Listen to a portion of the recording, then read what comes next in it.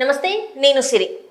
కొండ సురేఖ గారు ఏవైతే వ్యాఖ్యలు చేశారో కేటీఆర్ గురించి, ఇప్పుడు దాని మీద అయితే ప్రకాష్ రాజ్ గారు తన ట్విట్టర్ వేదికగా అయితే ఒక ట్వీట్ చేయడం జరిగింది. సో దానికి సంబంధించి మరిన్ని విషయాలు మనకు తెలియజేయడానికి మనతో పాటు ఉన్నారు ప్రముఖ సినీ క్రిటిక్ యజ్ఞమూర్తి గారు. నమస్కారం సార్. నమస్తే సార్, ఇప్పుడు చూస్తుంటే మనం ఇందాక చేసాము కొండ సురేఖ ఏదైతే మాట్లాడారో డ్రగ్స్ గురించే కావచ్చు, నాగ చైతన్య సమంత విడాకుల గురించే కావచ్చు, దాని గురించి తను మాట్లాడిన వెంటనే ప్రకాష్ రాజ్ గారు తన ట్విట్టర్ అకౌంట్లో ఒక ట్వీట్ అయితే చేయడం జరిగింది.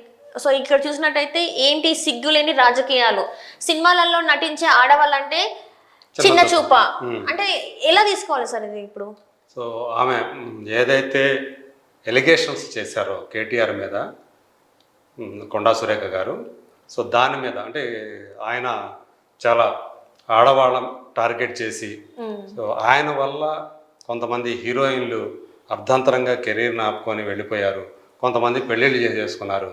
అలాగే నాగ చైతన్య సమంత విడాకులకి కారణం కేటీఆర్ అని ఆమె ఏవైతే చాలా తీవ్రమైన ఆరోపణలు చేశారో ఆ ఆరోపణల మీద ఈయన స్పందించారు ప్రకాష్ రాజ్.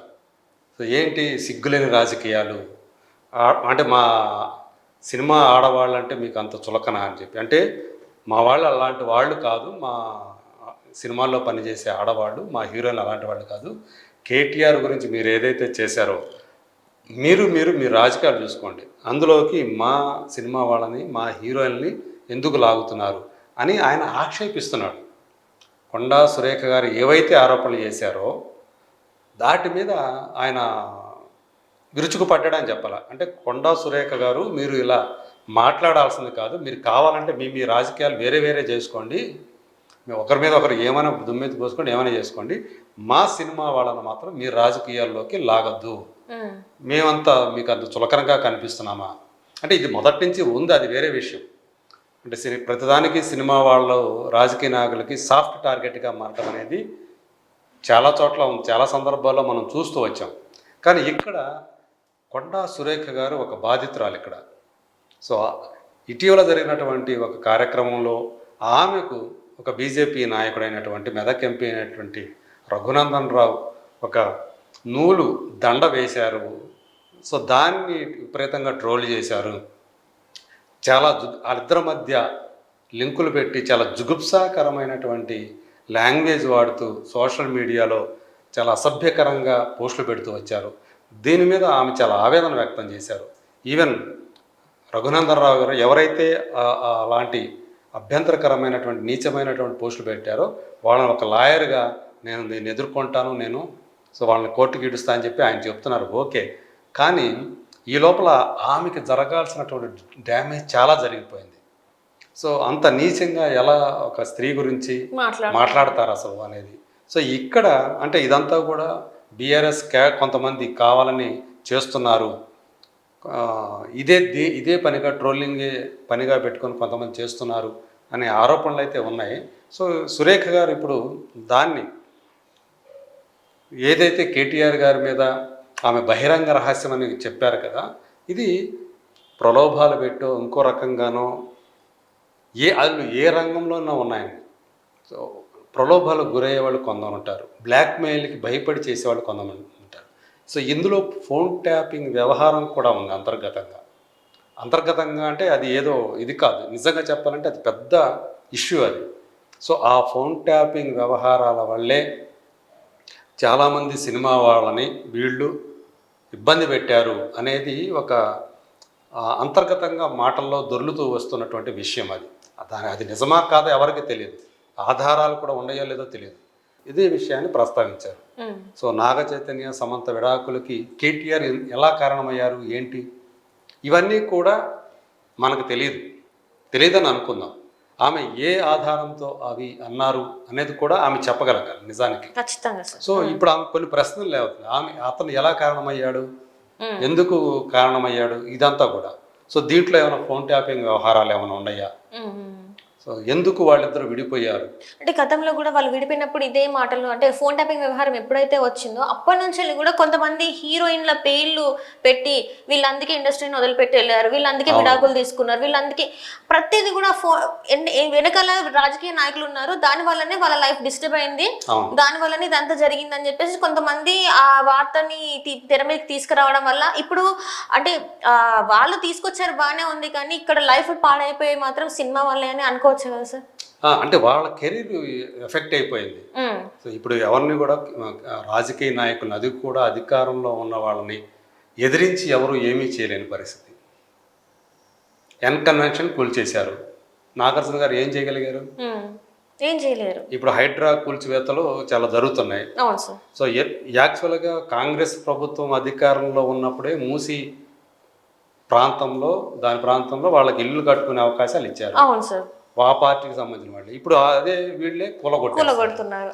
అదే ప్రశ్న ప్రజలు కూడా వేస్తున్నారు. ఇది ఇచ్చింది కూడా మీ ప్రభుత్వం ఉన్నప్పుడే, మీ హయాంలోనే జరిగింది, మరి ఇప్పుడు ఎందుకు కూల్చేస్తున్నారు అని చెప్పేసి కూడా అడుగుతున్నారు. సో ఈ ప్రక్రియ ఏంటంటే ఇప్పుడు ఇదంతా రాబట్టి ఏంటంటే మళ్ళీ హైడ్రా నుంచి వెళ్ళి చూపు అటు ఆపేసి ఇప్పుడు ఇటు చూపు తిప్పేసుకుంటున్నారు జనాలు, నెటిజన్స్ అని అనుకుంటున్నారు. హైడ్రా చర్యల వల్ల ఏవైతే నెగిటివిటీ వస్తుందో దాన్ని పక్కదారి పట్టించేటందుకు ఇది తీసుకొచ్చారు అనేది రాజకీయ ప్రత్యర్థులు మాట్లాడే మాటలు అవి. సో ఇప్పుడు అందులో ఆ కోణం ఉందో లేదో మనకు తెలియదు, కానీ కొండా సురేఖ గారు మాత్రం ఇప్పుడు చెప్పింది మాత్రం తను పర్సనల్గా ఎఫెక్ట్ అయ్యారు. సో ఏదైతే ట్రోలింగ్ జరుగుతుందో ఆమె మీద ఒక దారుణమైన ఇదిగా నిజమైనటువంటి భాష వాడుతూ ఏదైతే జరుగుతుందో దానికి ఆమె హర్ట్ అయ్యారు, ఎఫెక్ట్ అయ్యారు.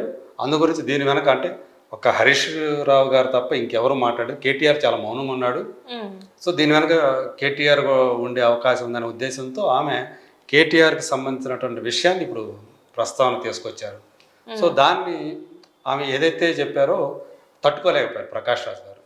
సో మా సినిమా వాళ్ళ మీదకి ఎందుకు వస్తారు మీరు, మమ్మల్ని ఎందుకు, మేమంటే ఎందుకు మీకు చులకన, సో మీ అన్నీ కూడా సిగ్గులని రాజకీయాలు అని చెప్పి ఆయన నేరుగా కొండా సురేఖ గారిని ఉద్దేశించి ఆయన అన్నారు. సో మీరు ఏమైనా చేసుకోండి, మీరు రాజకీయంగా కొట్టుకోండి, ఏమైనా చేసుకోండి, అందులో మా సినిమా వాళ్ళని మాత్రం అనవసరంగా లాక్కండి అని ప్రకాష్ గారు చెప్పినట్లయితే. రైట్. అంటే ఇంతకు ముందు మనం చూస్తున్నట్టయితే ప్రకాష్ రాజ్ గారు కొన్ని రోజుల నుంచి లడ్డు వ్యవహారంలో తను ట్వీట్లతోనే తను ఏవైతే చెప్పాలనుకుంటున్నా చెప్పేస్తున్నాను.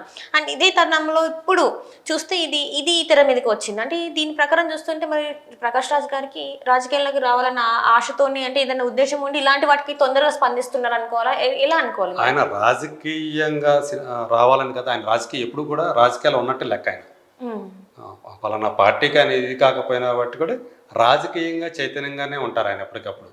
సో దానికి తగ్గట్టుగానే తన భావజాలానికి అనుగుణంగానే ఆయన ఏ భావజాలానికి అనుగుణంగా ఉంటాడో ఆ భావజాలానికి దగ్గరగా ఉన్న వాళ్ళతోటి ఆయన వాళ్ళ తరపున మాట్లాడతాడు.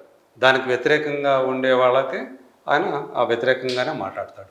సో అట్లా ఆయన ఇప్పుడు ఆయన నేరుగా ప్రత్యక్ష రాజకీయాల్లో ప్రజెంట్ లేకపోయినప్పటికీ కూడా, సో కాకపోతే ఆయన పోయినసారి కర్ణాటక నుంచి చేసి కూడా ఓడిపోయాడు కదా. సో ప్రస్తుతానికి ఆయన అలా ఉన్నప్పటికీ కూడా ఒక సినిమా నటుడుగా ఆయన ఇప్పుడు స్పందించాడు అనుకోవాలి.